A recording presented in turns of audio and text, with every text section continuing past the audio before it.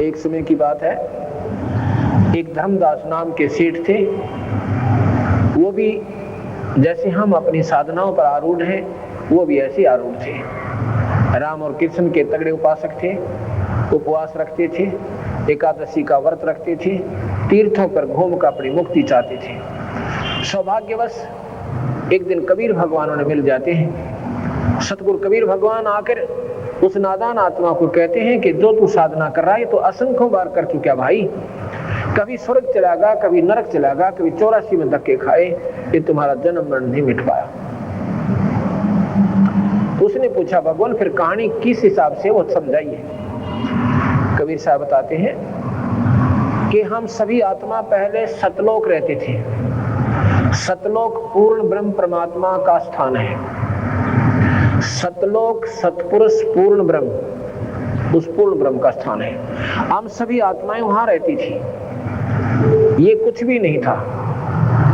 अभी आपने आरती में सुना है कि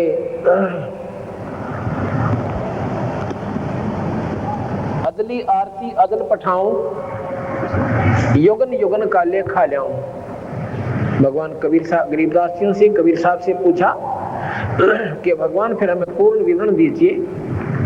तो उसमें क्या बताते हैं कि अदली आरती अदल पठाऊं और युगन युगन का लेखा लाऊं। जा दिन ना थे पिंड नहीं प्राणा, नहीं पानी पवन जमी असमाना।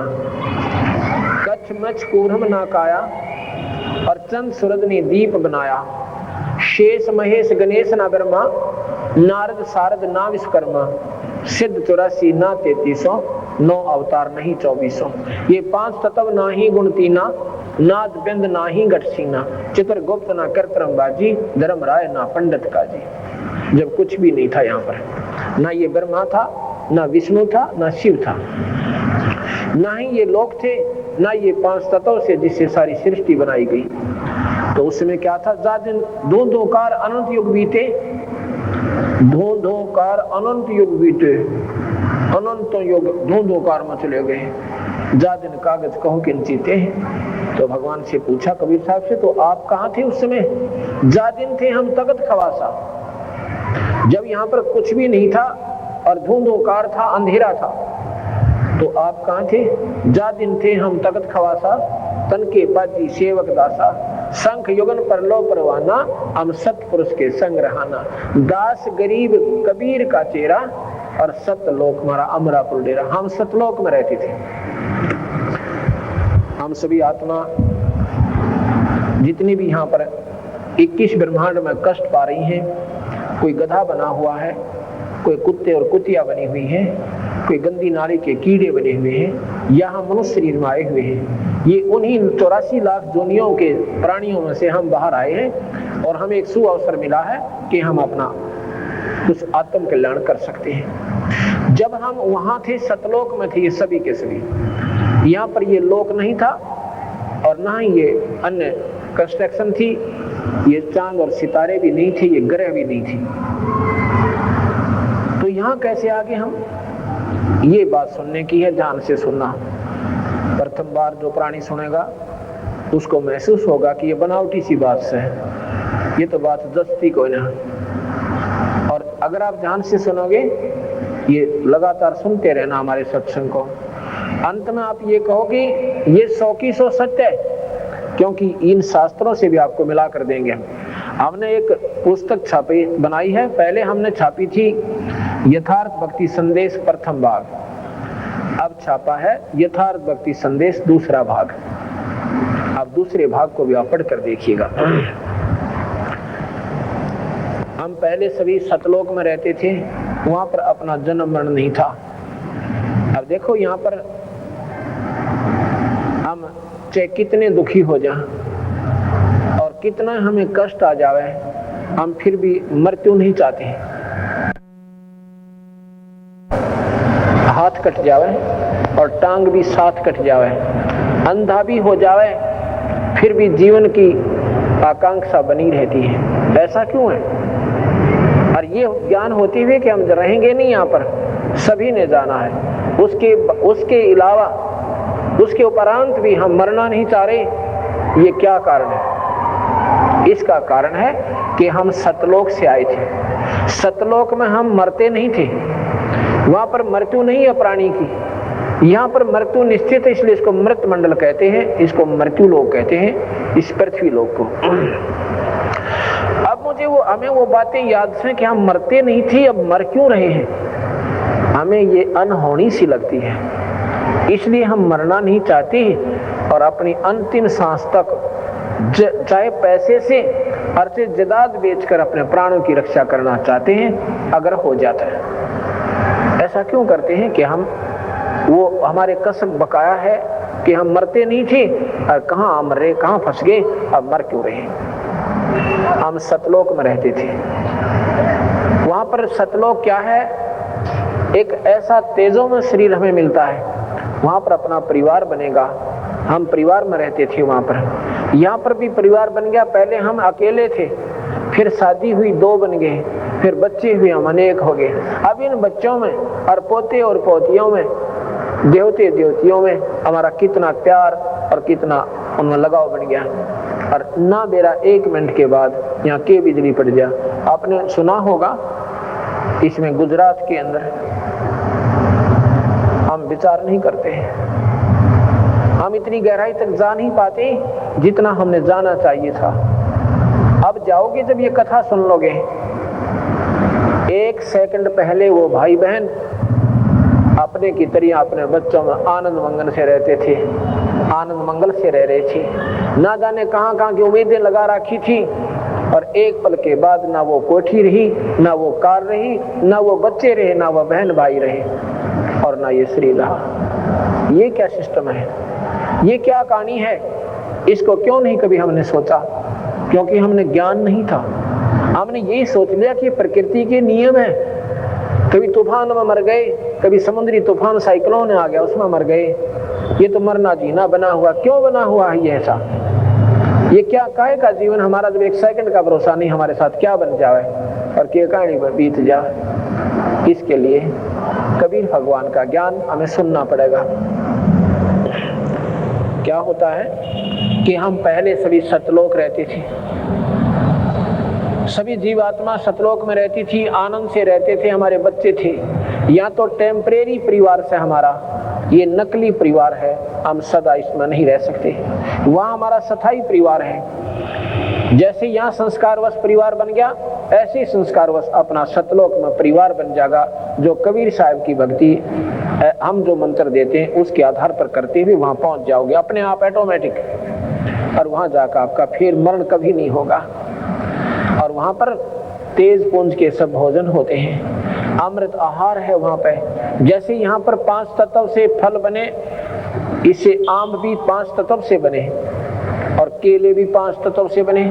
इनका न्यारी न्यारी वैरायटी बन गई, स्वाद न्यारे न्यारे बन गए। ऐसे ही वहाँ पर तेज पुंज के बहुत सुंदर आहार हैं। वहाँ जो आनंद है, यहाँ तो पासंग भी कोई ना, यहाँ तो कुछ भी नहीं है। तो यहाँ कैसे आए? सतलोक में सतपुरुष परमात्मा है, उसे पूर्ण ब्रह्म कहते हैं। सतपुरुष ने सतलोक की सृष्टि बनाई, वहाँ की न्यारे न्यारे लोक और द्वीप बना दिए। वहाँ पर बहुत सुंदर न्यारे न्यारे द्वीप बने। ये नकल है सारी, 21 ब्रह्मांड जो है सतलोक में बनी हुई वस्तुओं की नकल है, पर ये 5 तत्व से बनाई गई। एक तो सोने से बने और एक बने मिट्टी से। इतना अंतर समझ लीजिए, ये 5 तत्व मिट्टी है और सतलोक सोना है। सभी हम सतलोक में रहते थे। वहां पर इस पार ब्रह्म को, पार अचिंत नाम के एक पुत्र को, जो सतपुरुष का पुत्र है, उसको कहा गया कि आप यहाँ के ये कंस्ट्रक्शन करो सतलोक की। उस अचिंत ने अपनी समझ शक्ति से इस पार ब्रह्म की उत्पत्ति की, जिसे अक्षर पुरुष कहते हैं। उसने अपना सहयोगी बना दिया कि अब तू इसकी कंस्ट्रक्शन कर, यहाँ की सतलोक की। पार ब्रह्म जो है वहां पर अमृत सरोवर है। अमृत सरोवर में जाकर और आनंद से लेट जाता है, निद्रा आ जाती है। और काफी वर्षों तक सृष्टि वहां लोक नहीं रचे जा रहे हैं सतलोक के। तो पता चला, सतपुरुष ने कहा कि वो चिंत खड़ा हो, आवाज नहीं सुनी। उसमें एक अमृत तत्व से एक अंडा बनाया, उस अंडे को उस अमृत सरोवर में डाल दिया, बहुत बड़ा अंडा, एग। और जब वो अमृत में उस सरोवर में जा रहा है गड़गड़ गड़गड़ करता हुआ, तो पार ब्रह्म की आंखें खुल जाती हैं, निद्रा भंग हो जाती है। जब निद्रा भंग होती है, इंसान एक कोपित नजर से देखता है। जो कच्ची नींद उठ जाते हैं, कच्ची निद्रा भंग होती है तो कुछ क्रोध से सा होता है। उस कोप से उसने दृष्टि से देखा, किसने? पार ब्रह्म ने। तो उस अंडे को देखा तो वो फूट जाता है, अंडा दो भाग हो जाता है, उसमें से इस ब्रह्म की उत्पत्ति हुई। अब ध्यान से सुनना, उस अंडे से इस निरंजन की उत्पत्ति हुई, ज्योति निरंजन की। ज्योति निरंजन कहो, इसे ब्रह्म कहो। तो जब ये अंडा फट गया, उसमें वो निकला, आकाशवाणी हुई सतपुरुष की। उन्होंने कहा कि तुम दोनों बाहर आओ। परब्रह्म से कहा कि तेरी ड्यूटी लगाई थी कि तूने यहाँ सृष्टि रचनी थी, यहाँ की कंस्ट्रक्शन करनी थी, और तू निद्रा में था, इसलिए हमने तेरे को जगाने के लिए ये अंडा छोड़ा था। अब तेरी दृष्टि से ये फूट जाने से इसमें से ज्योत निरंजन निकला। अब उन तीनों को, अचिंत, पारब्रह्म और ब्रह्म, ब्रह्म कहो, ज्योत निरंजन कहो, इसे काल भगवान कहो, और परब्रह्म, ये तीनों एक लोक में रहने लगे। कुछ दिनों के बाद इस ज्योत निरंजन के मन में आता है कि ये स्थान हमारे लिए बहुत कम है। बाकी 16 भाई हैं, वो तो न्यारे न्यारे रह रहे हैं और हम एक लोक में रह रहे हैं। तो इसके मन में क्या खरपतवार हो गया। इस काल भगवान ने, ज्योत निरंजन ने, इस ब्रह्म ने 70 युग तक उस पूर्ण ब्रह्म परमात्मा का आसरा तकिया और तप किया। भगवान ने पूछा सतपुरुष ने, पूर्ण ब्रह्म ने, क्या चाहते हो? इसने कहा मुझे न्यारा स्थान दे दो, ये स्थान मुझे कम लग रहा है। तो सतपुरुष ने कहा तथास्तु। 21 ब्रह्मांड दे दिए, 21 ब्रह्मांड। ये समझो कि 21 प्लॉट मिल जाए, 21 प्लॉट, एक ब्रह्मांड एक प्लॉट समझ लो। जब इसको ये 21 ब्रह्मांड मिल गए, ये फूला नहीं समाया। कौन? ज्योति निरंजन ब्रह्म, इसे काल भगवान भी कहते हैं। उसके बाद इसने सोचा इसमें कुछ कंस्ट्रक्शन भी चाहिए। 70 युग तप फिर किया। उस 70 युग तप करके इसने क्या मांगा कि मुझे कुछ कंस्ट्रक्शन करने की सामग्री दे दो, यानी इसमें कोई रचना रचो। पूर्ण ब्रह्म ने, सतपुरुष ने इसको क्या दे दिया? 5 तत्व दे दिए। ये 5 तत्वों से ये सब आकार दिखाई दे रहा। सूर्य भी, चंद्रमा भी, सितारे और ग्रह, पृथ्वी और पानी, ये सब के सब 5 तत्वों से। ये शरीर भी, पेड़ पौधे भी, पशु और पक्षी भी 5 तत्वों से बने हुए। उसके बाद इसने सोचा कि 5 तत्व तो मिल गए, और इसने ये अपने बना भी दिए नरे नरे लोग। तो इसमें जीव चाहिए, अकेले का मन नहीं लगता। तो इसने क्या किया कि 64 युग तक फिर किया। उसमें इसने क्या मांगा कि मुझे जीव दे दो। अब हमने क्या गलती की, जब ये तपस्या कर रहा था एक पैर पर खड़ा होके, कौन? ये ज्योति निरंजन, ये काल भगवान। हम सभी आत्मा जो यहाँ दुख पा रही हैं, कभी कुत्ते बनते हैं, कभी कुतिया बनती हैं, कभी गधी और गधे बनते हैं, गंदी नाली के कीड़े बनते हैं। हम सभी आत्मा सतलोक में थी। इन हमारे मन में उसके प्रति एक आस्था बनी है। ये हमारी गंदी वृत्ति है। हम अच्छे सुंदर हीरो को देखते हैं, सभी उसके ऊपर आसक्त हो जाते हैं। अच्छी सुंदर हीरोइन को देखते हैं, हम सभी उसमें आस्था व्यक्त कर देते हैं, इंटरनल कनेक्शन कर लेते हैं। ये हमारी गंदी वृत्ति वहां से शुरू हुई थी। हम अपने पिता, अपने पूर्ण परमात्मा सत्य पुरुष को, पूर्ण ब्रह्म को, उसकी तरफ से हम उल्टे हट गए और उस जो तपस्या कर रहा था उसमें हमारी आस्था बन गई। इंटरनल कनेक्शन हो गया उनसे, अंदर से कसक बन गई, अपने मालिक न भूल गए।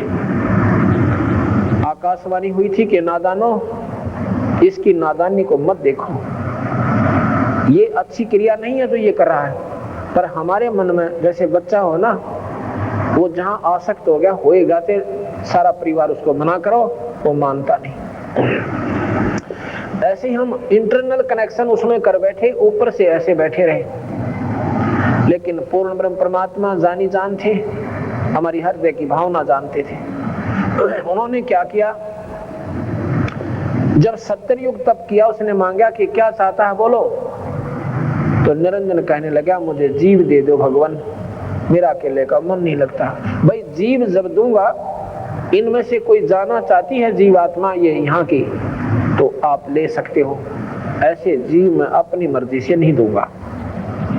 इनसे पूछो अगर कोई तेरे साथ जाना चाहता है। तो हम तो सारे तैयार बैठे थे, क्योंकि उसके ऊपर आसक्त हो गए थे। वो बहुत प्यारा लगा था हमें ये ज्योति निरंजन। क्यों इसने वो तेरे की 70 युग तप किया, एक टांग पर खड़ा होके, और फिर 70 युग तप किया। ओहो, ये तो बहुत कमाल कर दिया। और ये बीमारी आज हमारे लगी हुई है। हम किसी साधु को अगर तपस्या करते हुए देख ले और कहते हैं ये महात्मा 12 वर्ष से खड़ा है, बैठता को नहीं है, तो उसका प्रतिफल क्या होगा, उसका रिजल्ट क्या होगा, इसका हमने नहीं बेरा। पर हम नो जरूर जानते हैं भाई है बहुत मुश्किल काम है जो ये कर रहा है, और कुछ ना कुछ इसको बहुत अच्छी प्राप्ति होगी। नहीं, तप से राज राजमद मानम, जन्म तीसरे शुक्र सवानम। तप का प्रतिफल क्या होगा, इस जन्म में जो तपस्या कर रहे हैं, अगले जन्म में छोटे मोटे पद पोस्ट गवर्नमेंट में हिस्सा हो जाएगा। कोई डिप्टी कमिश्नर बन जाएगा, कोई डिस्ट्रिक्ट मजिस्ट्रेट लग जाएगा, कोई 5 साल एमएलए या एमपी रह जाएगा, कोई मंत्री के पद न पाकर राजी हो जाएगा। और तीसरे जन्म में कुत्ते की जूनी में जाएंगे, गधे बनेंगे जो राम नाम को नहीं जपते। तप से कोई प्राप्ति अच्छी नहीं होती। तप से राज और राज मदमानम, जब राजा बन जाता है ये प्राणी, इसमें बहुत अभिमान हो जाता है। अभिमान वश इतने अनरस कर बैठता है कि फिर अगले जन्म में पशु दुनिया में चला जाता है, गधा और कुत्ता बन जाता है। ये मुक्ति का मार्ग तप नहीं है। लेकिन हमारे लिए तो एक महान काम नजर आया था कि वो तेरे की देखो तो ये कितने दिनों से खड़ा है। तो जी हम अपने मालिक न भूल गए, उस पूर्ण ब्रह्म परमात्मा जो सुख दाता है, जो दयालु भगवान है। हम इस ज्योति निरंजन की इस ड्रामेबाजी पर आसक्त हो गए। तो ये आया हमारे पास, हम तो पहले प्रसन्न थे, इसके ऊपर आसक्त हो रहे थे। इसने कहा कि तुम मेरे साथ चलोगे, वहां पर स्वर्ग बनाऊंगा, इसे बढ़िया बढ़िया हीरे पन्ने जड़ूंगा, और वहां पर बाग बगीचे बनाएंगे, मौज मारा करेंगे, बड़े खुश रहेंगे।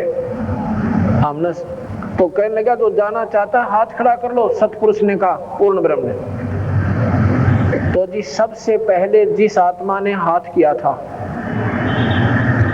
उसका ऑटोमेटिक नंबर भगवान के पास, पूर्ण ब्रह्म के पास पहुंच गया। और फिर हमने सभी ने ऐसे हाथ खड़े कर दिए, हाथ जोड़ दिए ऊपर ने कि मैं भी जाना चाहता हूं, मैं भी जाना चाहता हूं। असंख्यों प्राणियों ने इस काल निरंजन के साथ आने की स्वीकृति दे दी। जिस आत्मा ने पहले हाथ उठाया था, उसको सतपुरुष ने अपने पास बुलाया कि ठीक है तुम जाना चाहते हो जाओ, पर एक काम करो कि हम तुम्हारे को जो इसको देना है ऐसे नहीं देंगे। उसकी लड़की बना दिया, बहुत खूबसूरत लड़की बनाया। उसका नाम क्या रखा, प्रकृति देवी, जिसको अष्टंगी कहते हैं। जगदम्बिका भी इसका नाम रखा गया, 8 भुजा जिसकी है। वो सुंदर लड़की बना दी।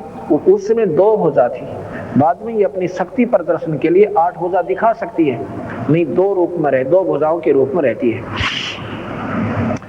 उस लड़की को, प्रकृति को बनाया लड़की, और सभी जीवात्मा सूक्ष्म रूप में उसके अंदर प्रवेश कर दिया कि जितने जीव निरंजन चाहेगा एक बार आप जबान से बोल देना, उतने जीव बढ़ जाएंगे। शब्द से सृष्टि रची जाएगी। और जाओ निरंजन के पास, क्योंकि तुम निरंजन के अपनी सहमति से जा रहे हो, पर एक ध्यान करना, हम सभी आत्माओं को भगवान ने, सतपुरुष ने ये कहा था कि तुम ये सतनाम मत भूलना और ये सारनाम याद रखना। यदि तुम्हें वहां कोई आपत्ति हो, इस सतनाम और सारनाम का एक बार सिमरण करना हृदय से कसक के साथ, फिर मैं तुम्हें वापस ले आऊंगा। तो हमने सोचा बहुत अच्छा हो गया कि सतनाम और सारनाम है, याद रख लेंगे। वो और नाम है, ये सतनाम और सारनाम ऐसे नहीं, वो नाम न्यारे हैं, ये तो उनका एक वैसे प्रतीक बताता हूं। तो जी वो लड़की जो है इस काल निरंजन के पास, इसका नाम बाद में काल पड़ा, पहले ज्योत निरंजन था। ज्योत निरंजन के पास, ब्रह्म के पास वो लड़की लाकर छोड़ दी और कहा कि निरंजन, जितने जीव तू कहेगा ये लड़की एक बार मुंह से बोलेगी, उतने जीव बन जाएंगे। ऐसा कहकर के उसको ये लड़की दे दी गई। अकेली लड़की को पाकर इस ज्योत निरंजन के मन में एक विशेष विकार उत्पन्न हो गया। वो कामातुर हो गया और अपने आव भाव को बदलकर बुरी नजर से उस लड़की को देखने लगा। उसकी गंदी गतिविधि को देखकर माई ने कहा, इस लड़की ने कहा कि निरंजन मेरे पास सब शक्ति है, जितने जीव तो कहेगा मैं बना दूंगी, पर यह गंदी सृष्टि शुरू मत कर। पर नहीं माना, एक भी नहीं सुनी। इतना कामवश हो गया कि उस लड़की को जबरदस्ती करना चाहा। वो लड़की भी तो उसी बाप की बेटी थी, सूक्ष्म शरीर बनाया और उसके पेट में समा गई।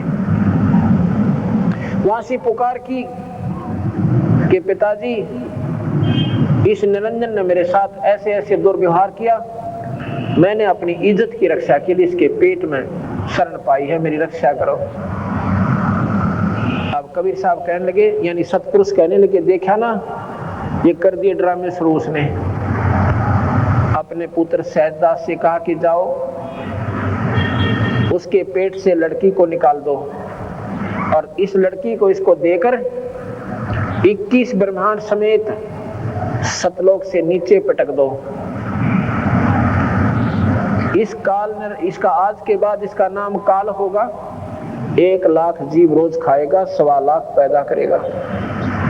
ये ऐसी गलती का परिणाम इसको भोगना पड़ा और हम अपने पिता ने छोड़ के, अपने मालिक ने छोड़ के इस नकली पति के अंदर आस्था कर ली। अपने पति को भूल के, उस सतपुरुष पूर्ण ब्रह्म को भूलकर हम इस नकली पति में आसक्त हो गए और इस नकली पति ने फिर हमारे गिला के बनाई। 21 ब्रह्मांड समेत वहां से निकाल दिया और श्राप लग गया 1 लाख जीव रोज खाने का और 1.25 लाख उत्पन्न करने का। आज से तेरा नाम काल होगा। इस काल की 1000 भुजा है। 21 ब्रह्मांड को लेकर ये बहुत दूर आ गया और साथ में लड़की उसके पेट से निकाल कर दे दी, क्योंकि वो वचनबद्ध होकर दी थी और साथ में उसकी मर्जी से वो आई थी।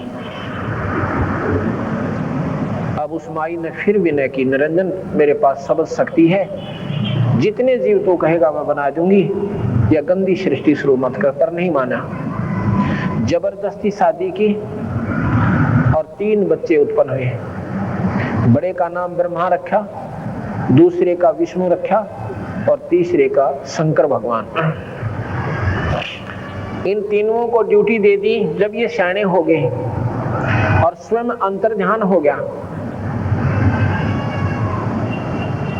और माई से कहा, आज के बाद मैं किसी को दर्शन नहीं दूंगा, मैं ऐसे लोक में रहूंगा, ना ब्रह्मा आ सकेगा, ना विष्णु आ सकता, ना शिव आ सकता, ना कोई साधक वहां आ सकता। मैं उस ऐसे लोक में रहूंगा और तू ऐसे करना। माई से कहा, किसको? इस जगदम्बिका को, प्रकृति देवी को, कि जब ये बच्चे शाणे हो जाएं इनको सागर मंथन पर भेज देना, जो जो वस्तु निकले इनको एक एक बांट देना। जब ये बच्चे शाणे हुए इनको सागर मंथन पर भेजा। सागर मंथन में पहले चारों वेद निकले, वेद ब्रह्मा ने लिए और उसने इनको पढ़ा, पढ़कर पाया कि इसमें भगवान और है, हमारा पिता कोई और है। तो माई ने कहा, माई से पूछा करते थे कि माँ हमारा पिता कौन है? माई कहती थी बेटा मैं ही तुम्हारा पिता हूं, मैं ही तुम्हारी माँ हूं। क्यों कहती थी ऐसे? क्योंकि उसने प्रण कर दिया था निरंजन ने, आज के बाद मैं किसी को दर्शन नहीं दूंगा। अगर माँ कह देती कि तुम्हारा पिता ऐसे ऐसे वहां रहता है और बच्चे कहते हम तो पिता के पास जाएंगे, और बच्चे जिद ला लेते तो माँ कहाँ ले जाती? ना वहां माई जा सकती, ना ब्रह्मा विष्णु महेश जा सकते।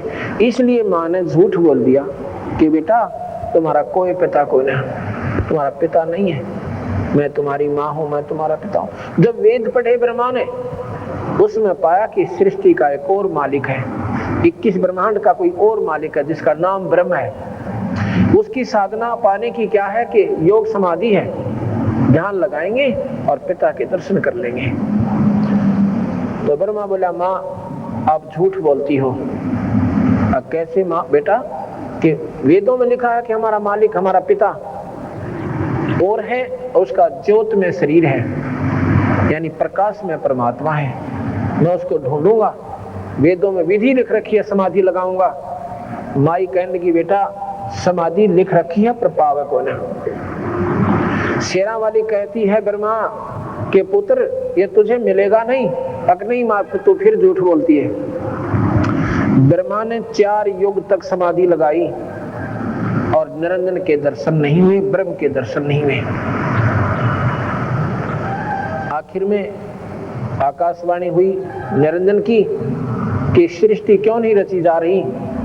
माई ने कहा कि तेरा जेठा बेटा वो तेरी खोज में गया हुआ है, मेरी नहीं मानता है, उसको कह दो कि मैं दर्शन नहीं दूंगा, वापस आ जावे। माई ने एक लड़की बनाई सबल शक्ति से, उसका नाम गायत्री रखा कि जा बेटी गायत्री अपने भाई को जगा ला। उसने जाकर ब्रह्मा को जगाया कि ब्रह्मा आप वापस चलो और माँ बुला रही है और उसके जो है तेरे बिना सृष्टि रची नहीं जा रही है। ब्रह्मा कहता गायत्री मैं चल तो पड़ूं पर माँ के आगे झूठा हो जाऊंगा।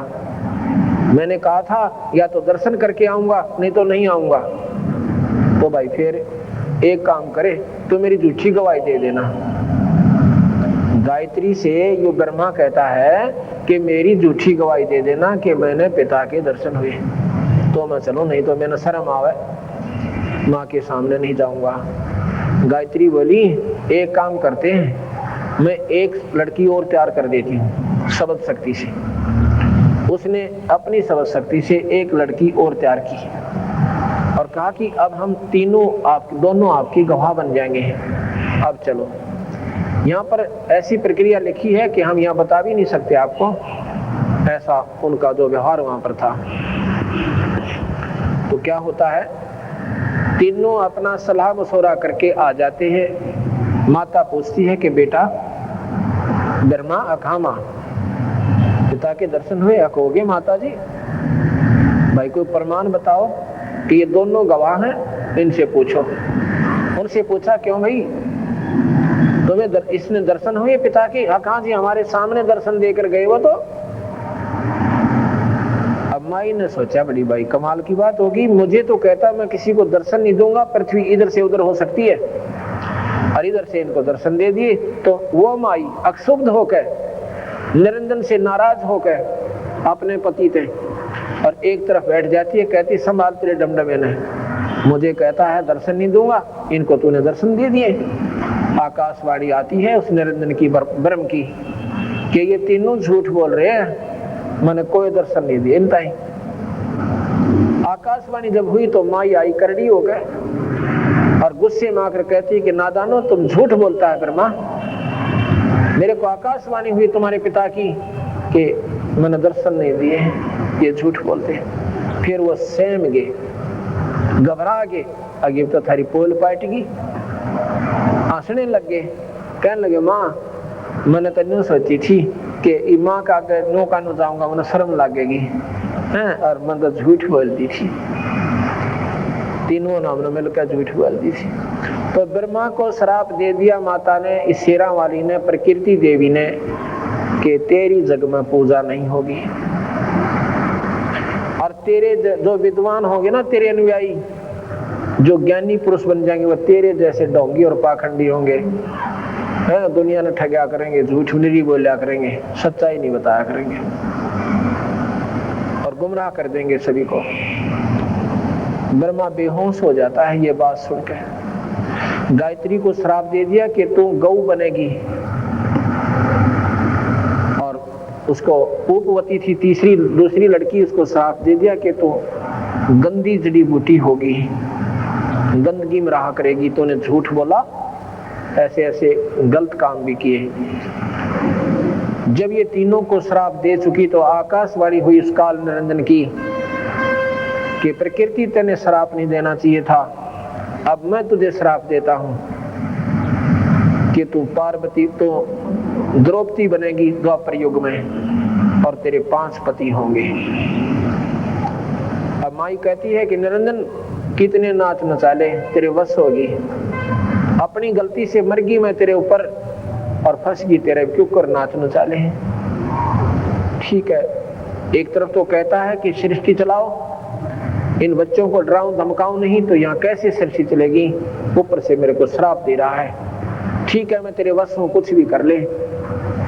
तो वही ये शेरा वाली पार्वती बनकर आई थी ना, पार्वती के क्षमा करना, ये द्रौपदी का उसी का अवतार थी। अब क्या होता है, दूसरी बार फिर सागर मंथन करवाया, जब बच्चे सियाने हो गए, बड़े बड़े हो गए हैं। दूसरी बार जब सागर मंथन हुआ तो 3 लड़कियां निकली सागर मंथन में। बड़ी का नाम सावित्री रखा, ब्रह्मा से ब्याह दी। दूसरी का नाम लक्ष्मी रखा, विष्णु से ब्याह दी। और तीसरी का नाम उमा रखा, जो शिव से शंकर जी आकर शादी कर दी। और यहाँ से ये काल निरंजन की सृष्टि शुरू होती है। अक्षर पुरुष एक पेड़ है, निरंजन वाकी डार, ये तीनों देवा शाखा है भाई, पात्र संसार। ध्यान से सुनना इस दोहे को। अक्षर पुरुष है पर ब्रह्म, और निरंजन है ब्रह्म, और तीनों देवा फिर शाखा है, ये पात्र। अक्षर पुरुष एक पेड़ है, यानी पर ब्रह्म एक पेड़ है, और ब्रह्म उसकी डार माने मोटी डारी। एक तो तना जो नीचे निकले जमीन से ऊपर, उसको तो समझो परब्रह्म, उसका मोटा डाला लगा हुआ, मोटी तना है, वो डार है, उसको समझो ये निरंजन। और उस मोटी डार का फिर 3 शाखा है, ये ब्रह्मा विष्णु है। लेकिन जो जड़ रूट है, नीचे जो रूट रहेगी ना जड़, वो पूर्ण ब्रह्म है। अब यहां ध्यान से सुनना, इस एक दोहे से, इस एक ही दोहे में सारी सृष्टि को महाराज ने बता दिया। पर ब्रह्म एक पेड़ है, और ब्रह्म वाकी डार, और ब्रह्मा विष्णु शाखा है, ये पात रूप संसार, ये समझ लो इसको। और रूट कौन है? वो पूर्ण ब्रह्म है, जहां से सारी सृष्टि निकल कर आई है। अब यहां पर आपको मैं कबीर साहब की वाणी सुनाता हूं।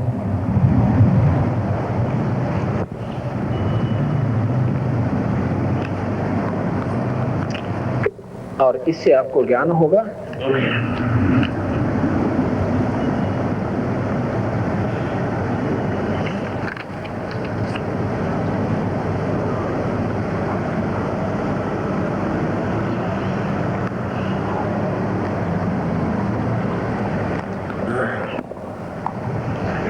ये जो कथा मैंने आपको बताई है, इसको कथा मत समझना, ये सच्चाई से परिपूर्ण समझना।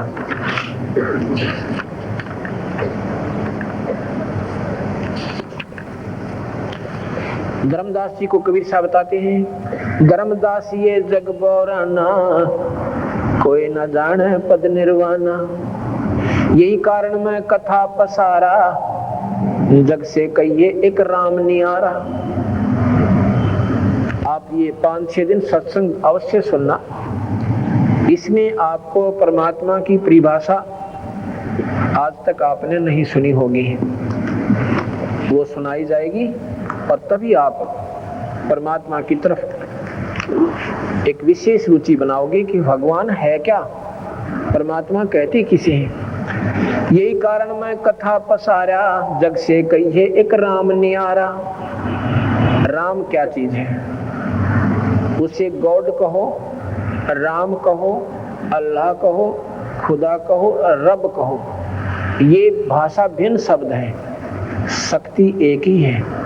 राम शब्द एक शक्ति बोधक शब्द है। जैसे साहब कहते हैं, जैसे ऐसा तो साहब हैं, और भाई जैसे मंत्री साहब, मुख्यमंत्री साहब, प्रधानमंत्री साहब।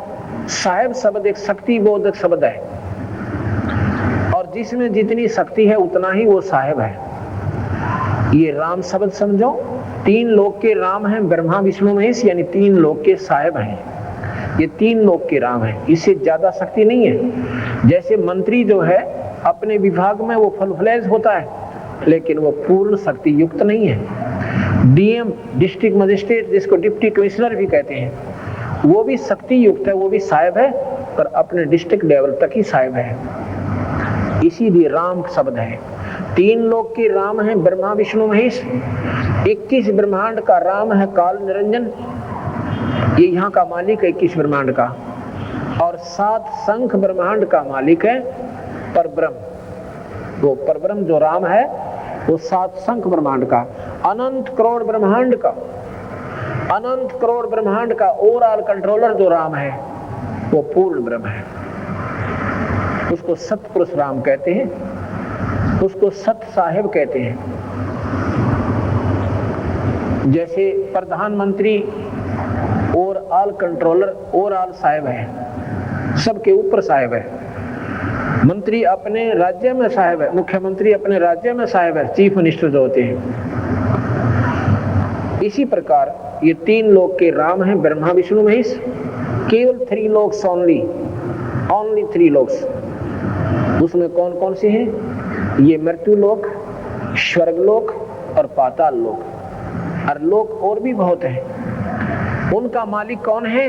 वो परब्रह्म, यानी ये ब्रह्म है। और इन सब के ऊपर 21 ब्रह्मांड और सब 7 संग ब्रह्मांड के ऊपर जो परमात्मा है वो राम है, वो कबीर, वो पूर्ण परमात्मा है।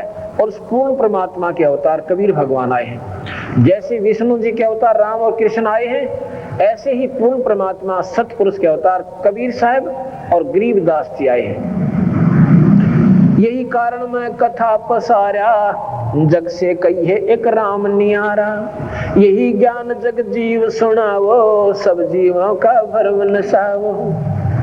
धर्मदास ये कथा सबको सुनाना, इसमें मत समझना कि कबीर साहब ने मन गढ़ंत बना रखी होगी, या देवी भागवत सुनाऊंगा आपने 1 तीसरा सेकंड ओनली, और साथ में आपको ये गीता जी सुनाऊंगा, या गीता जी भी बताओगी आपको कि यह सृष्टि ऐसे ही रची थी।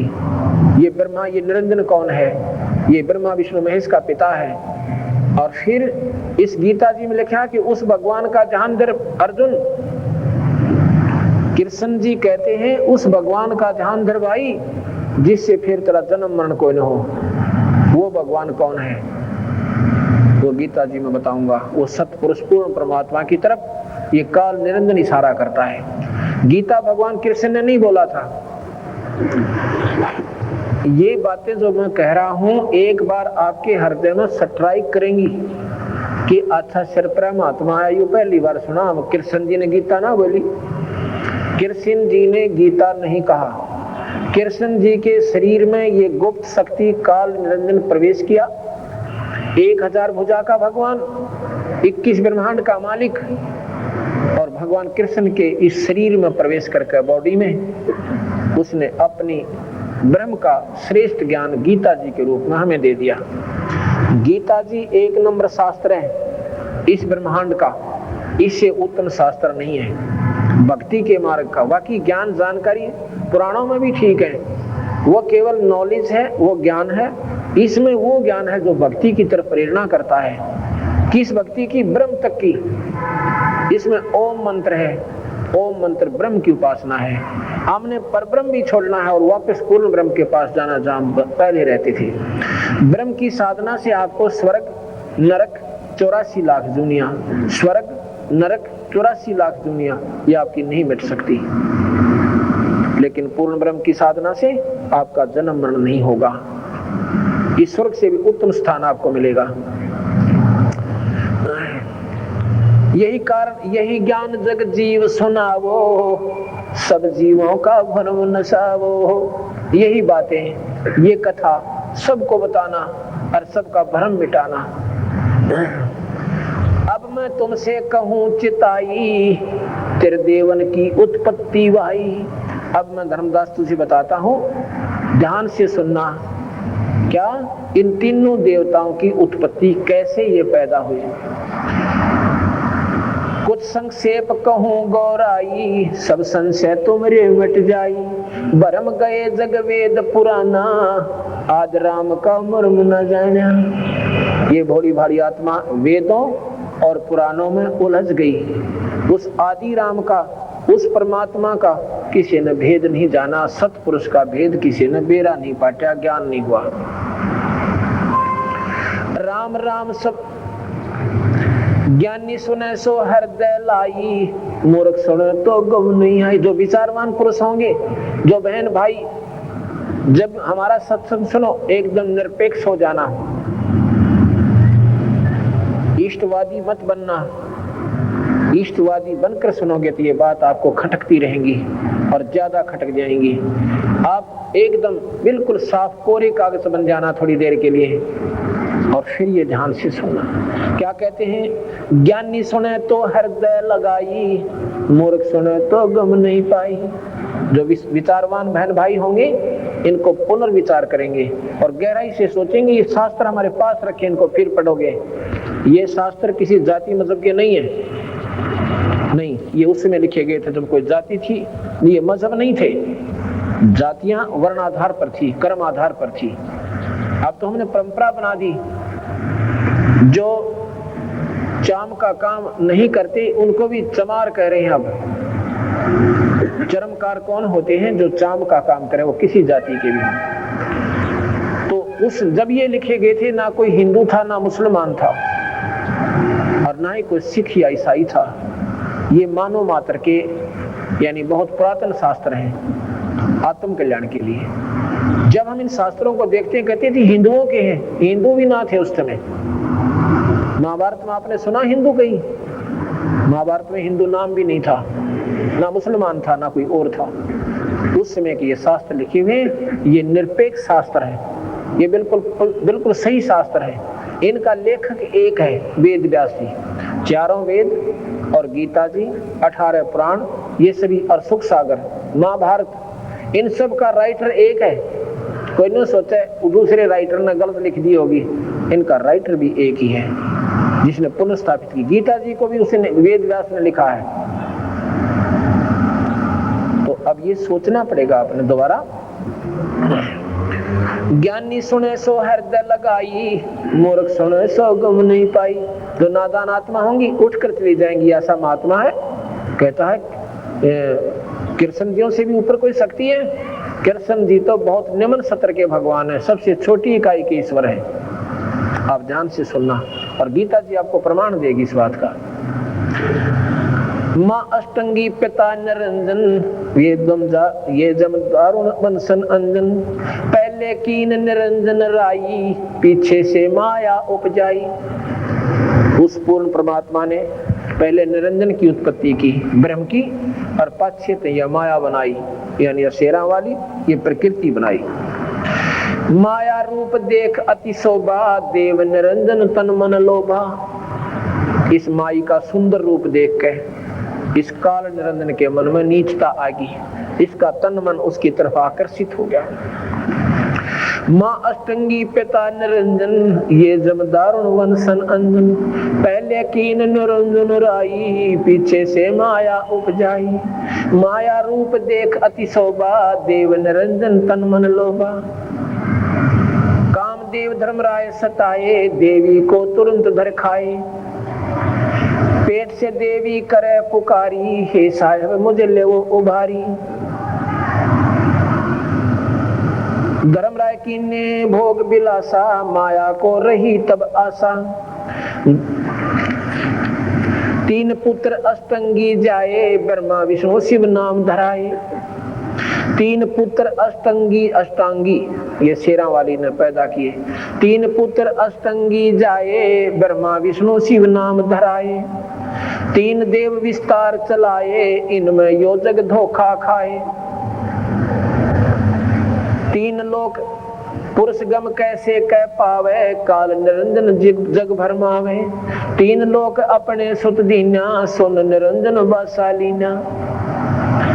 अब बंदी छोड़ कहते हैं कि उस परमात्मा का कैसे भेद जीव जाने, इस काल निरंजन ने इन सभी जीवों को भ्रमित कर दिया।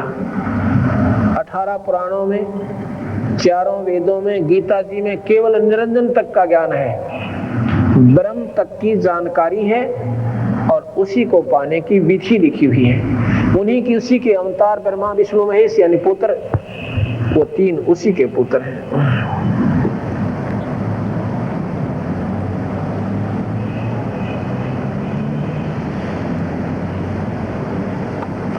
ये तो कथा मैंने सुनाई कबीर साहब के आधार पे सच्चाई। क्या सुने आपने?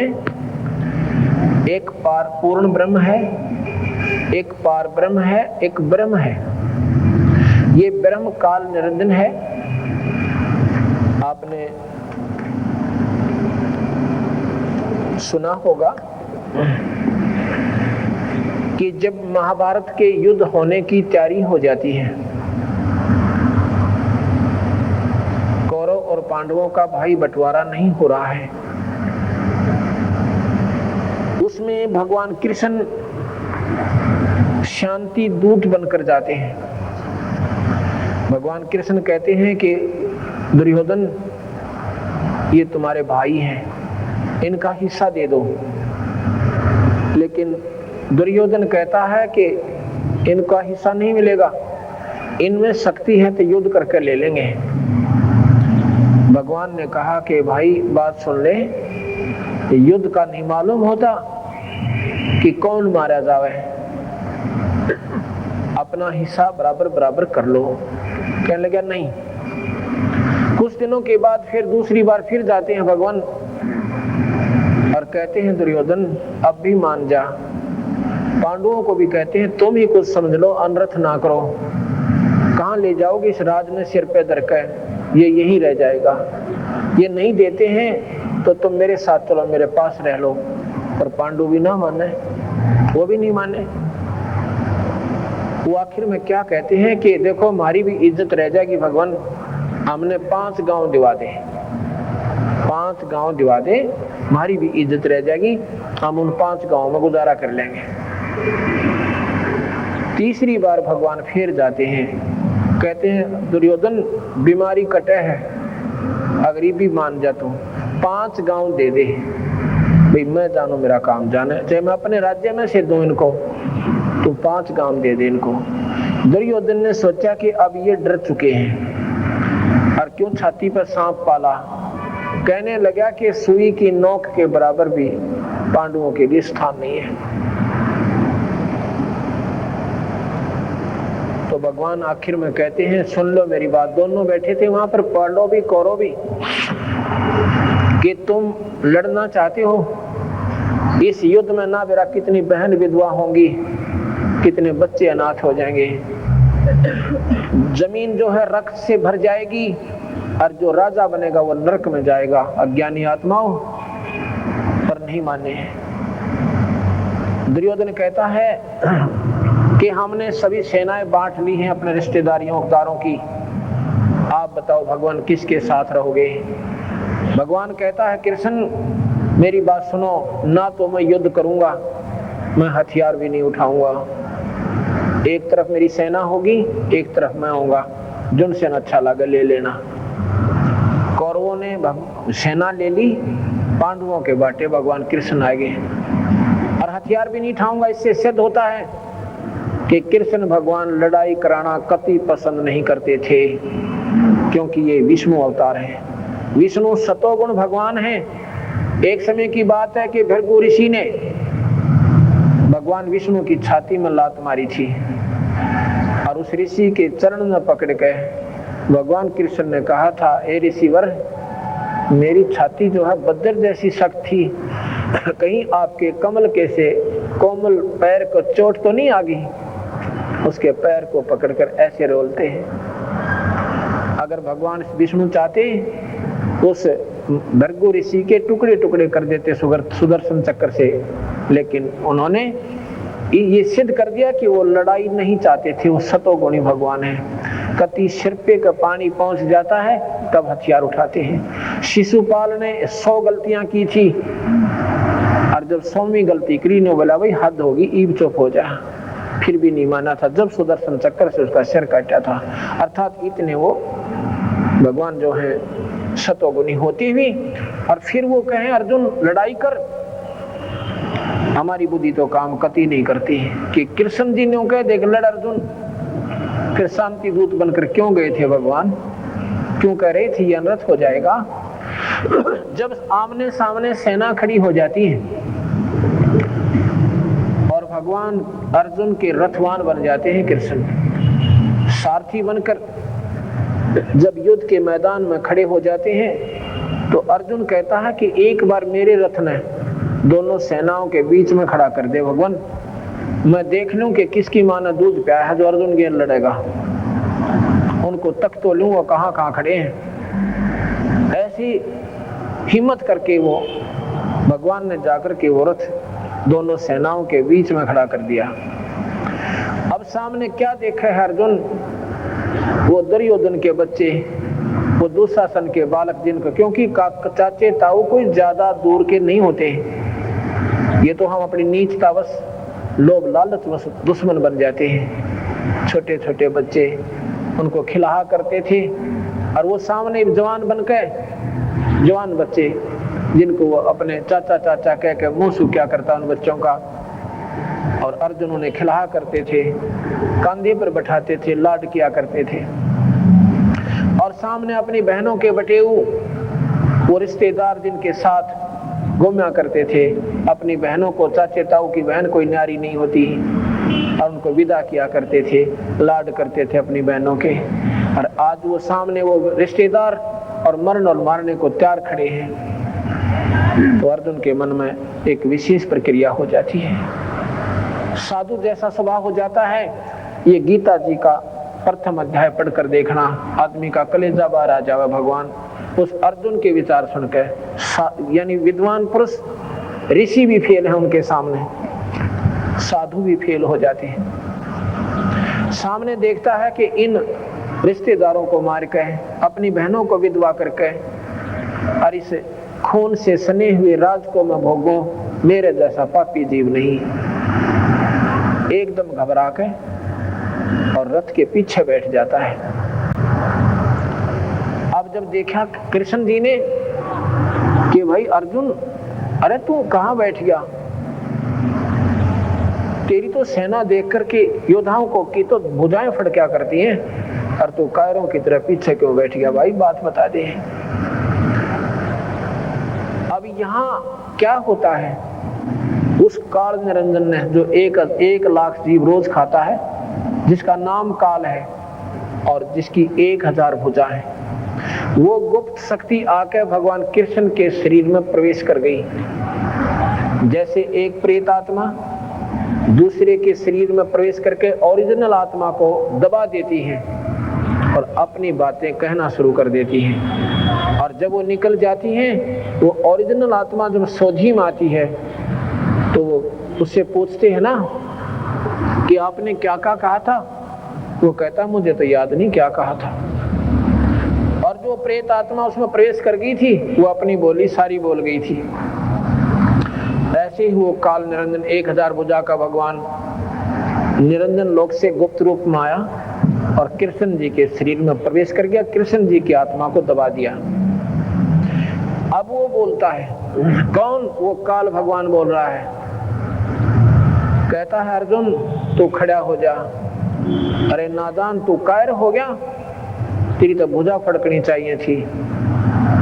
अर्जुन के कहता, भगवान इसे अनरथ के राज्य से अच्छा तो मैं भीख मांग कर खा लेंगे हम, ना मेरा कितनी बहन विधवा होंगी, उनके बच्चे रोया करेंगे और हम उस राज को भोगेंगे। हम ऐसा कर्म नहीं करेंगे, मैं लड़ाई नहीं करूंगा, ये मेरा अटल निश्चय है। अब काल ने सोचा यो नाश तो हुआ नहीं, ये सर्वनाश नहीं हुआ, तो उसने उस अर्जुन को समझाना शुरू किया। पहले ज्ञान से पूछता है, भाई ऐसे कर ले, तू निमित्त मात्र बन जा, तुझे पाप नहीं लगेगा, तुझे कोई दोष नहीं लगेगा। ये सब मैंने मार रखे हैं, ये मैंने सब खत्म कर रखे हैं, पता नहीं कितनी बातें करी। अब अर्जुन नहीं मानता है। 11वें अध्याय तक अर्जुन नहीं मान रहा है, ऐसे ज्ञान में उलझा लेता है भगवान को। योगी कैसे होते हैं, उनकी रहनी करनी कैसी होती है भगवान। अब काल ने सोचा यू काबू नहीं आओ भाई, तो कसूती तरिया उलझ गया। तो उस काल ने अपना स्वरूप दिखाना पड़ा। इतनी बूंदी शकल, 1000 भुजा, इसे मोटे मोटे मुंह, शर, इसी बूंदी जबाड़ दाड़ नो विकराल शरीर दिखाया और नो आसमान तक नजर आया। विराट रूप बना लिया काल ने, कृष्ण ने नहीं बनाया। उस काल ने खेल करा सारा। काल कौन? ज्योत निरंजन, शेरा वाली अष्टंगी का पति, ब्रह्मा विष्णु महेश का पिता, जिसने तपस्या करके ये 21 ब्रह्मांड लिए थे, जो 1 लाख जीवों का रोज आहार करता है, वो काल कहलाता है। तो जब देखा अर्जुन ने इसी बूंदी बीमारी को, पुत्र इतना महान योद्धा, उसकी शकल देखकर घबरा जाता है, कांपने लग जाता, हथियार हाथ से छूट जाते हैं। और विचार करना बहन भाइयों, भगवान से डर नहीं लगता, भगवान की भूंडी शकल नहीं होती, और जिससे डर लगे वो भगवान नहीं हो सकता, उसको राक्षस कह सकते हैं। जिससे अर्जुन जैसे योद्धा घबरा गए और वो कहता है कि मैं, अर्जुन पूछता है कि आप कौन हो? कि मैं जंगली जानवरों में शेर हूं, मनुष्यों में राजा हूं, और पानी के जीव जंतुओं में मैं मगरमच्छ हूं। बता भाई, शेर भी वो और मगरमच्छ भी वो है, तो बड़ी अच्छी बात भाई। तो अर्जुन ने बोला, भगवान ने बता दो आप असलियत में क्या चीज हो, मैं आपकी बात को समझानी। 11वें अध्याय का 32वें श्लोक में क्या कहता है कि मैं काल हूं भाई, मैं काल हूं और इन सब को खाने के लिए आया हूं। आया हूं का मतलब क्या है कि कहीं और से आया है नहीं, कृष्ण जी तो सामने विद्यमान थे। आया हूं शब्द नहीं प्रयोग होता। गीता जी के 11वें अध्याय का 32वां श्लोक आप पढ़िएगा।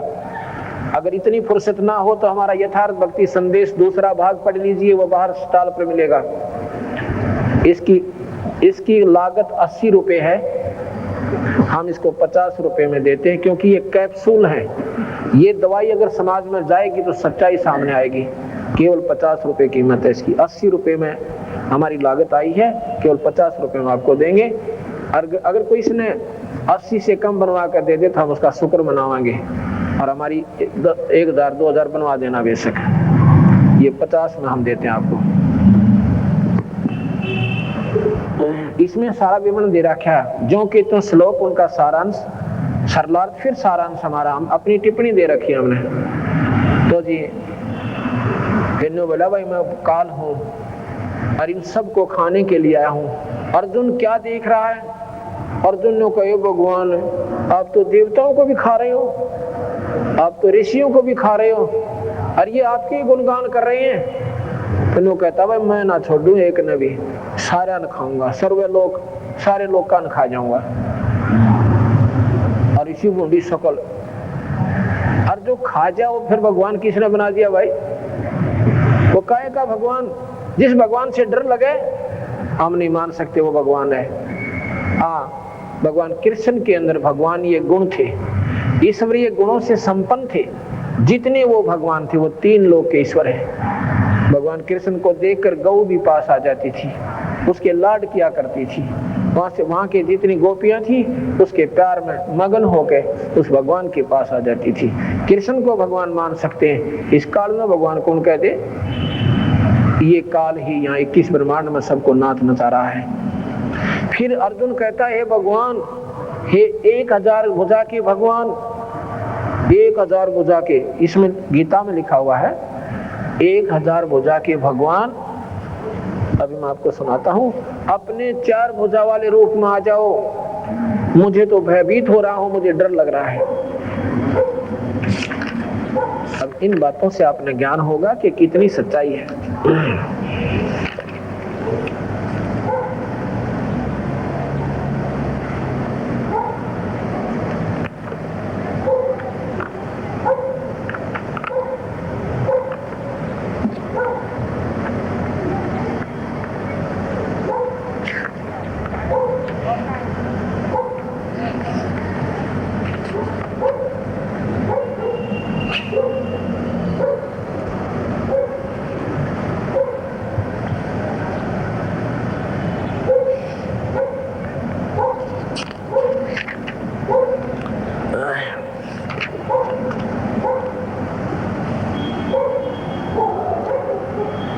ग्यारहवें अध्याय का 31वां श्लोक में कहते हैं,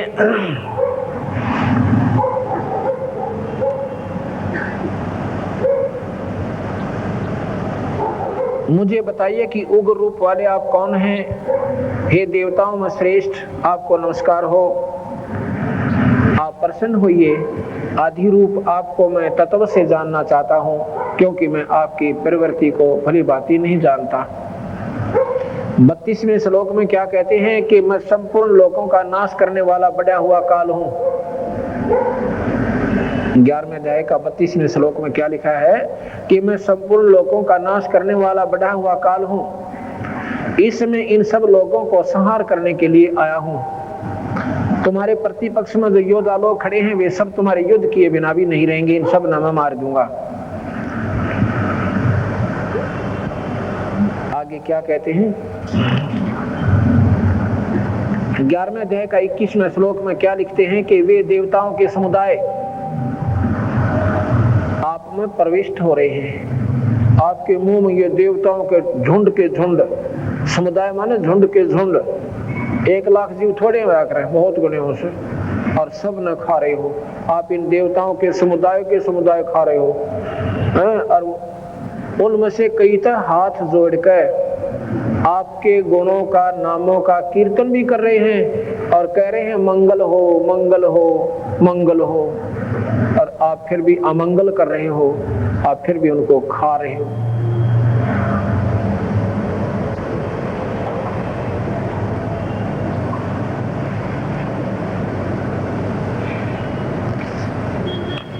आगे लिखा है कि हे महात्मन, गुरुओं के भी गुरु और ब्रह्मा के भी आदि करता। अब ध्यान से सुनना, गीता में लिखा है कि तू तो ब्रह्मा का भी पिता है। ब्रह्मा का पिता काल निरंजन है, कबीर साहब ने बताया, और यह गीता जी बता रही है। 11वें अध्याय का ये 37वां श्लोक है कि गुरुओं के भी गुरु और ब्रह्मा के आदि करता, आपके लिए वे सिद्ध गण नमस्कार क्यों नहीं करें? वो जितने भी जिन खावा भी तेरा हाथ भी जोड़ रहे, क्यों नहीं करें? क्योंकि आप तो ब्रह्मा के भी पिता हो। ब्रह्मा के पिता कौन है? वो काल निरंजन है, ज्योत निरंजन है।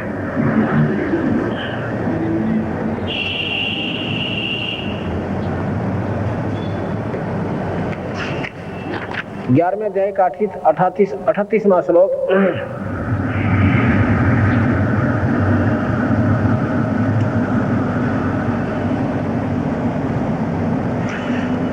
ग्यारहवें अध्याय का 46वां श्लोक आपको क्लियर करता है, मैं आपको वैसे ही किरीट, मुकुटधारी, गदाधारी, हाथों में चक्कर लिए हुई चतुर्भुजी रूप से देखना चाहता हूं।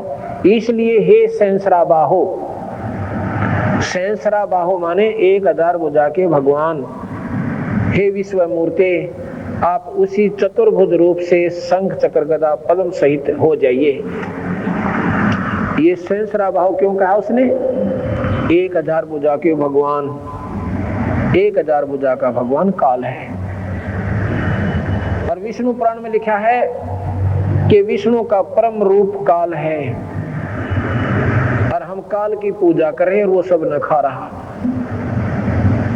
विचार करना, यहाँ पर कबीर साहब कहते हैं आप लोग ऐसे अंधे हो गए हो जैसे कसाई बकरे पालता है। कसाई बकरे पालता है, उन बकरों के लिए एक बहुत लंबी चौड़ी व्यवस्था बना देता है जिसकी रोजाना 100 बकरों की सेल होती है। उन बकरों को चारा भी डालता है, उनको पानी भी पिलाता है, उनको हाथ फेर कर उनके ऊपर उनको प्यार करता है। और जब वो कसाई उसमें जाता है ना, उस बकरों के बाड़े में, तो बकरे उसको मालिक समझ कर कि हमारे लिए चारा डालता है, हमारे लिए पानी की व्यवस्था की हुई है, हमारे लिए मकान या छाया बना रखी है, ये हमारा खास मालिक है।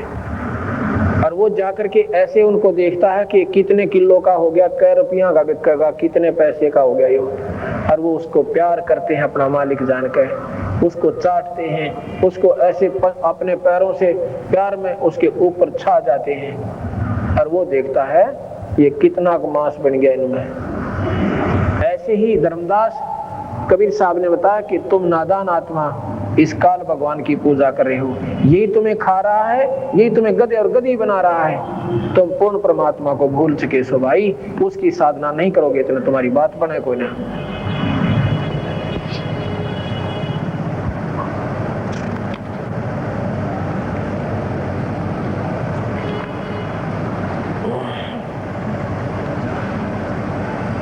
अब गीता जी मैं आपको बताता हूं उस परमात्मा के बारे में जानकारी है।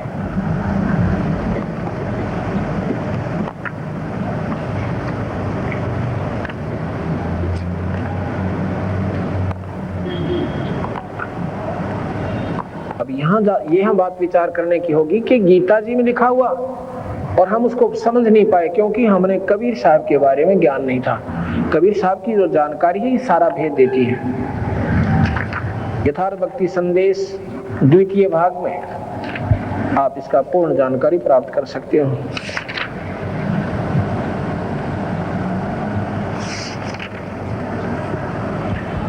ग्यारह 18वें अध्याय का 46वां श्लोक बताता है कि अर्जुन, जिस परमात्मा से संपूर्ण प्राणियों की उत्पत्ति होती है, पहले वो निरंजन बोल रहा है कृष्ण के शरीर में, और वो कह रहा है कि अर्जुन मेरी भक्ति कर ले तो मैं मुक्ति दे दूंगा।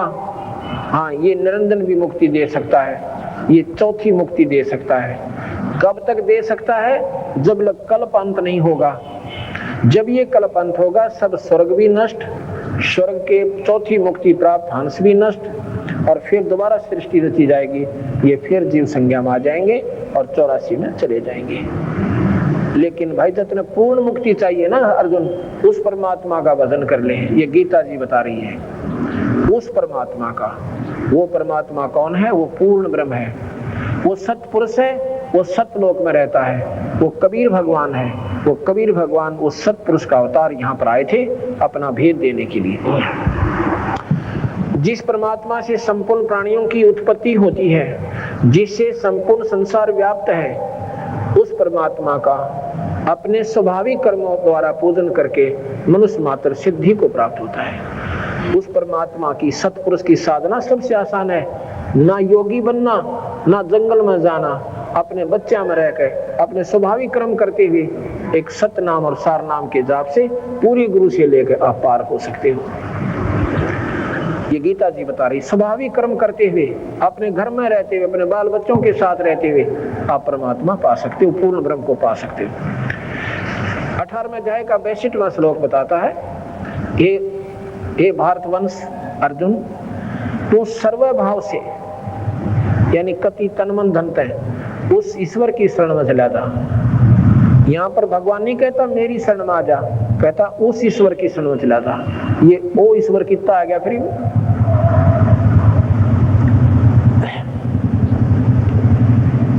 The first president of India doctor Radha Krishna Menon, ये भगवान कृष्ण के दृढ़ उपासक थे।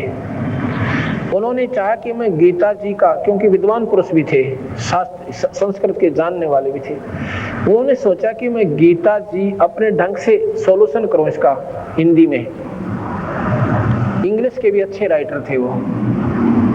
जब उन्होंने गीत, एक तो हम पढ़ते हैं स्वाभाविक ढंग से, और जब हम लेखन कार्य में आते हैं ना, फिर हमने सोच सोच के कलम चलानी पड़ती है। जब doctor Krishna Menon first president of India, Bharat के पहले राष्ट्रपति, उन्होंने जब ये लेखन कार्य शुरू किया, जब ये श्लोक उसके सामने आए कि उस परमात्मा की शरण में चला जा अर्जुन, उन्होंने लिखा है कि यहाँ मेरी बुद्धि ने काम करना बंद कर दिया। पहले भगवान कह रहे हैं मेरी शरण में आ जा, ये ओ परमात्मा कितना आ गया, उस परमात्मा का उसने बेरा नहीं पटा, और इसलिए वो कहता अभी यहाँ हमने अविश्वास हो गया। अविश्वास क्यों हो गया? क्योंकि कबीर साहब के ज्ञान से सर्व ज्ञान जुड़ जाते हैं, नहीं तो अपनी अपनी डफली अपने अपने राग बताते हैं। एक बार 5 अंधे थे, 5 अंधे ब्लाइंड मैन, वो कहने लगे भी हम हाथी देखना चाहते हैं। एक बोला भाई 2 आंखों वाला था कि हाथी देखोगे कैसे? कहते हमारे हाथ है ना, आंखों का काम करते हैं, हमारे को एक बार हाथी के निकट छोड़ दो। उसने उनकी पकड़ कर उंगली हाथी के पास छोड़ दिया कि ये सामने तुम्हारे हाथी खड़ा है। अब उसके चारों तरफ घूम जाते हैं, एक तो उसके सूंड को पकड़ के निरीक्षण करता है उसका पूरी तरह से। उसने देखा भाई हाथी कैसा है, निरीक्षण कर लिया। एक ने कान मिल गए, उन कानों के ऊपर का पूरा हाथ फेर दिया, कानों के ऊपर के। एक ने पैरों का निरीक्षण किया, एक ने पूंछड़ का, दूम का, एक ने पेट पर का सूत बैठ गया, उसके पेट पर का पूरा निरीक्षण करके अपने अपने हिसाब से वो उस हाथी की पूरी डेफिनेशन लेकर आ जाते हैं।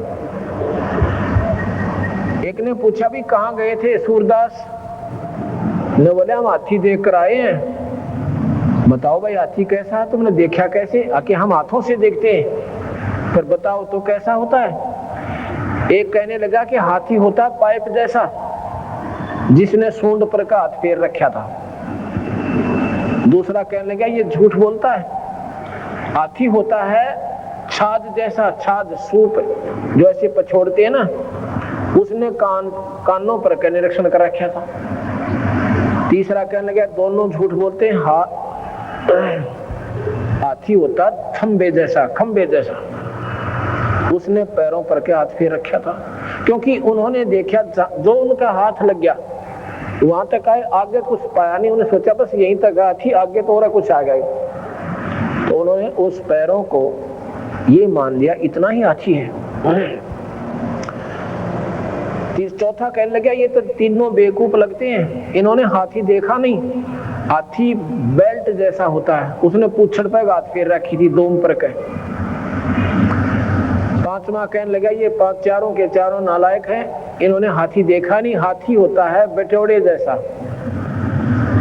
बटोड़े को ये नहीं जानते होंगे किसाओं से, एक उपले होते हैं ना गोबर के, इधर हरियाणा में उनकी एक ऐसे उनको रख के ना और ऊंचा टीला सा बना देते हैं, फिर उसको गोबर से ऊपर से ऐसे प्लास्टर कर देते हैं, ऊबड़ खाबड़ सा होता है और भाड़ा बहुत बन जाता है। तो वो कहने लगा पांचवा कि हाथी उसे उपले रखने वाला बना हो पर उपले दरण का, उसको बटोरा कहते हैं, बटोरा। तो पांचों ने वो लग तो रहे थे उस हाथी के चारों तरफ, पर पूर्ण ज्ञान नहीं था। अब जो आंखों वाला है वो बताता है कि ये सारे अंग मिलके हाथी बनता है। These are the parts of the body of elephant। ये हाथी के शरीर के हिस्से बता रहे हो, ये सारा मिलकर हाथी बनता है। ऐसे ही हमने जो ज्ञान था वो ज्ञान इतना ही था, उस अंधों वाले हाथी जितना। कबीर साहब ने ये सारे हाथी को सुचारू कर दिया कि ये सारा मिलके ऐसे बनेगा, ये सारा ही हाथी है, ये सभी भगवान है, लेकिन पूर्ण परमात्मा सतपुरुष है, ये इसके अंग हैं, ये सारे के सारे इसके पार्ट्स हैं।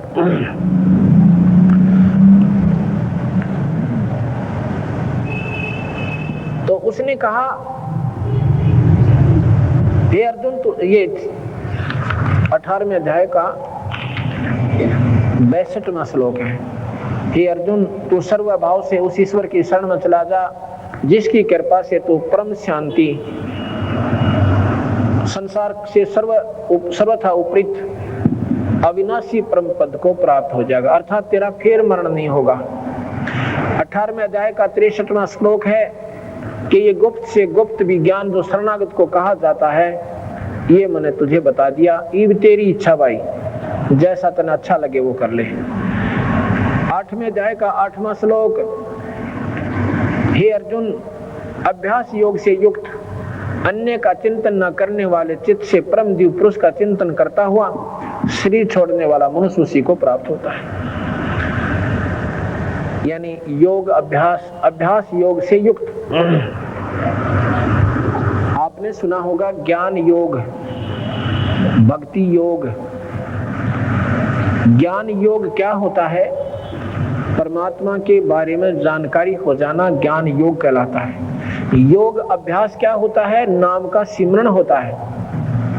नाम उठत नाम बैठत नाम सोवत जागवे, नाम खाते नाम पीते नाम से ती लागवे, इसको अभ्यास योग कहते हैं। हम एक नाम का सिमरन देते हैं। इस नाम के सिमरन करते करते जब तुम्हारे प्राणांत होंगे उस समय आप सतलोक चले जाओगे, क्योंकि हम सतलोक का, सतपुरुष का आपको टिकट बना रखा है। इसका प्रमाण गीता जी में 8वें अध्याय का 8वां श्लोक दे रहा है कि अभ्यास योग से युक्त, यानी जिसकी शब्द स्वरत का अभ्यास बन जाएगा वो प्राणी अंत समय में और अन्य का चिंतन न करने वाले चित्त से केवल उस ईश्वर का साधना करने वाला, अन्य भगवानों की नहीं, अंत समय में चित्त से परम दिव्य पुरुष का चिंतन करता हुआ शरीर छोड़ने वाला पुरुष उसी को प्राप्त होता है।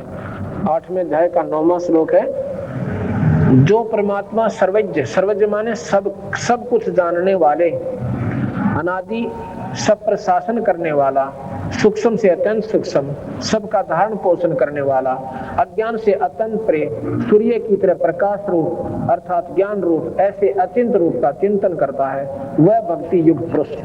यानी जो परमात्मा सतपुरुष का जाप करता हुआ और फिर वो परमात्मा, वो भक्ति युक्त मनुष्य अंत समय में अचल मन से योग बल द्वारा भरकुटी में के माध्यम में प्राणों को अच्छी तरह प्रविष्ट करके शरीर छोड़ने पर उस परम दिव्य पुरुष को ही प्राप्त हो जाता है। पुरुष माने भगवान, परम दिव्य पुरुष वो पूर्ण ईश्वर, पूर्ण परमात्मा।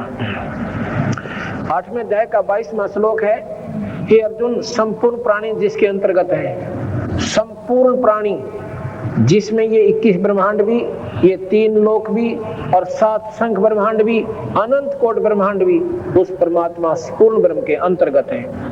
यहाँ कहते हैं, हे अर्जुन, संपूर्ण प्राणी जिसके अंतर्गत है और जिससे संपूर्ण संसार व्याप्त है, वह परम पुरुष परमात्मा तो अनन्य भक्ति से प्राप्त होने योग्य है। अनन्य का मतलब है ना देवी पूजना, ना देवता पूजना, ना कनागत निकालना, ना श्राद्ध निकालना, ना मंदिर मस्जिद में जाना, एक नाम का आसरा पूरे गुरु लेके, और अनन्य मन होता है अन्य की भक्ति नहीं करे, एक में श्रद्धा हो जा। 15वें अध्याय का 4था श्लोक बताता है, उसके बाद उस परम पद परमात्मा की खोज करनी चाहिए जिसको प्राप्त हुए मनुष्य फिर लौटकर संसार में नहीं आते, जिससे अनादि काल से चली आने वाली यह सृष्टि विस्तार को प्राप्त हुई है। ओए होए, ये गीता जी में निचोड़ कर दिया है, जो अनादि काल से, ये 15वें अध्याय का 4था श्लोक, ये 15वें अध्याय का 4था श्लोक है कि अनादि जिस पर, उसके बाद उस परम पद परमात्मा की खोज करनी चाहिए।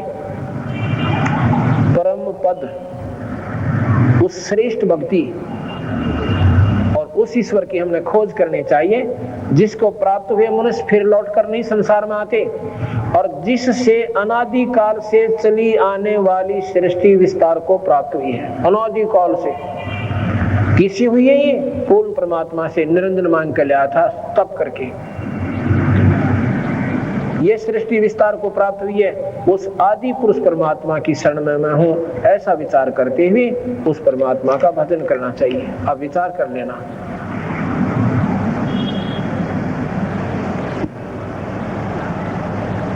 अब वो परमात्मा कौन है? वो पूर्ण ब्रह्म परमात्मा सतपुरुष है, अनंत कोटि ब्रह्मांड के मालिक है। अब उस परमात्मा की भक्ति के लिए हमने कोशिश करनी पड़ेगी। जहां से हम आए थे वहीं हमने फिर जाके स्थायी स्थान मिलेगा। यहाँ पर अपना किसी का कोई स्थायी स्थान नहीं है। हमने स्वर्ग सुना है, स्वर्ग सबसे घटिया आइटम है। स्वर्ग वो स्थान है जहां हमारी पुण्य कमाई खत्म होती है। जब हम स्वर्ग की आस्था करके पुण्य करते हैं, अपने पुण्यों की पूंजी ले जा करके हम स्वर्ग पहुंच जाते हैं, इन द हेवन। और वहां जाकर के क्या होता है, हमारी सारी कमाई वहां पर डिपॉजिट करा ली जाती है। उसके आधार पर हमारा वहां स्वर्ग के अंदर पीरियड निर्धारित कर दिया जाता है, समय। और जब वो पूंजी खत्म हो जाती है, वो पुण्य खत्म हो जाते हैं, हमारे को धक्का दे दिया जाता है, वो देव शरीर छीन लिया जाता है, जैसे मानव शरीर छीन लिया जाता है, और फिर नरक में ठोक दिए जाते हैं। नरक के बाद 84 लाख दुनियाओं में डाल दिए जाते हैं। अब ये हमारा स्वर्ग था। गरीबदास जी महाराज कहते हैं, इंद्र दा राज कागदा गष्टा, इंद्र स्वर्ग का राजा होता है। एक समय की बात है कि एक मार्कंडे नाम के ऋषि एक साधना कर रहे थे। इंद्र क्या होता है? ये देवराज कहलाता है, स्वर्ग का राजा होता है। इंद्र अपने पुण्यों के आधार पर इंद्र बनता है, कोई तप करके और कोई अश्वमेध यज्ञ करके, जैसे बलि राजा ने की थी। और इंद्र को हिदायत होती है कि तेरे पीरियड के दौरान, तेरे राज्यकाल के दौरान अगर किसी ने इंद्र की पदवी प्राप्त योग्य कोई साधना कर ली तो तेरी पदवी छीन कर उसको दे देंगे। उसकी पूजा को खंड करवाना तेरा काम होगा कि तेरे समय के दौरान कोई दूसरा इंद्र की पदवी के योग्य ना हो जाए। इंद्र ने दो चीज अच्छी नहीं लगती, एक तो कोई धर्म करता है, उसको धर्म नहीं करने देगा, उसमें खंड कर देगा, आंधी छोड़ देगा, तूफान छोड़ देगा, बारिश कर देगा, यानी कोई पंगा पाए देगा। और दूसरा तप नहीं करने देता कि कई तरह तप करके कोई राज ना छीन ले। एक समय मार्कंडे ऋषि तप कर रहे थे बंगाल की खाड़ी में। जब उसने काफी दिन तपस्या करते होते तो विष्णु की तरफ से संकेत जाता है कि ऐसे ऐसे तेरे फलाने स्थान पर कोई साधु अपनी साधना कर रहा है और तेरी पदवी छीनी जाएगी। इंद्र उसी समय अपने हथकंडे अपनाने शुरू कर देता है। उसने एक सुंदर उर्वशी भेजी औरत और कहा कि उस मार्कंडे ऋषि के तप को भंग करके आओ। उर्वशी आई, सैंसरों नाच नाची, नाना प्रकार की एक्टिंग की, पर मार्कंडे ऋषि आधी आंखें खोल रहे हैं, आधी बंद किए हुए हैं। वो नाच नाच के तंग आकर आखिर में निवस्त्र हो जाती है। जब मार्कंडे ऋषि कहता है, बेटी, हे बहनी, हे माई, यहाँ क्या करने आई? तो वह कपड़े पहनकर कहती है कि मार्कंडे, तू कहाँ थी? तेरी समाधि ना जाने। मैं बोला, मैं बताऊं कहाँ थी? तेरे जैसी तो वहां पैर धो रही थी उन जिनके मैं नाच देखूं था। तेरे जैसी जो है ना, तू नाच बंठन के आई थी, तेरे जैसी तो उस ब्रह्मलोक के अंदर जिन जो नाच रही थी उनकी दासी थी, मैं के देखूं तने। अर्थात ब्रह्मलोक के सुख के सामने ये सुख जीरो था। अन्य बोला, तेरे तो कोई और सुथरी हो ना, उसने भेज दे। तो अन्य बोली, इंद्र की पटरानी मैं ही हूं महाराज। फिर इंद्र मरेगा जबकि एक रहेगी। इंद्र का 72 चौकड़ी युग राज्य होता है। स्वर्ग का राजा का 72 चौकड़ी युग। एक चतुर्युगी में चौकड़ी में 4 युग आते हैं, सतयुग, त्रेता, द्वापर और कलयुग। नो बोली थी, मैं 14 इंद्र वरूंगी। इंद्र की पटरानी का नाम सची होता है और उसको कहती है कि मेरी तो उम्र नौकीनो बनी रहेगी और मैं पटरानी रहूंगी और 14 इंद्र अपना समय चले जाएंगे और मैं पटरानी उनकी बनी रहूंगी, मैं 14 इंद्र बनूंगी। मार्कंडे ने बोला वो 14 भी मरेंगे फिर क्या करेगी कि वह तो गधे बनेंगे और मैं गधी बनूंगी। बता रहा तेरा गजब ये फूटे बाग थरे। जब स्वर्ग का राजा और रानी गधे और गधी बने वो 10 साल स्वर्ग में रहने वाले के बनेंगे, ये हिसाब ला लिया। तो इतने में इंद्र आ जाता है। इंद्र जी कहते हैं हे मार्कंडे ऋषि, इंद्र की पदवी ले लो, हम हारे तुम जीते। नो बोला रहे ये 2 जोड़े हाथ इंद्र अपनी गद्दी तो राख भाई, इसे बुंडे को क्रम में पर हमको दे। इस इंद्र की पदवी ने भोका हमने गधा बनना है क्या? अरे बावड़े, मैं जहां जाता हूं ना ब्रह्मलोक में, तेरे जैसे इंद्र तो मेरे पांव पकड़े वहां पे, और इस इंद्र के रात में मैं के चाहूं। और फिर ने बोला रहा नादान, तो भी त्याग दे इस नरक ने, ये क्या का स्वर्ग से, इस पुण्य कमाई ने खा के तू गधा बनेगा। आजा तुझे भक्ति बता दो, सही मार्ग दर्शा दूं, ब्रह्मलोक की प्राप्ति करवा दो।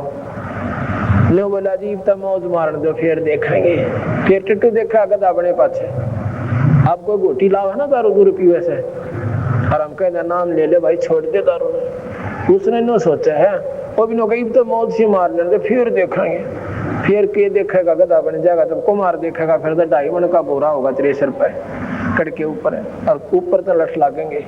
फिर क्या देखेगा तू? देखना तीर सा अपनी बुराई छोड़ दे भाई और भगवान के भजन में लीन हो जा। कौन से भगवान के में? उस पूर्ण परमात्मा सतपुरुष के भजन में लीन हो जा। बोल सतगुरुदेव की सत।